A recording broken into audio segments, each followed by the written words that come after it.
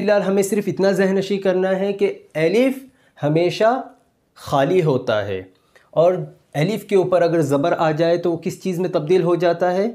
حمزہ کے اندر. ٹھیک ہے، چلے تو اب یہ کیا رہا؟ یہ حمزہ ہے. چلے، حمزہ زبر اے، بے زبر بے، تھے زبر تھے. اس کو کھینچنا نہیں ہے بلکہ حروف کو زبر کی حرکت آ جانے پر کیا کرنا ہے؟ ہمیں لاک کر دینا ہے. تھے زبر تھے، ثے زبر ثے، جیم زبر جے، ہے زبر ہے، خو زبر خو، دیل زبر دے، ذیل زبر ذے. اسے کھینچنا نہیں ہے.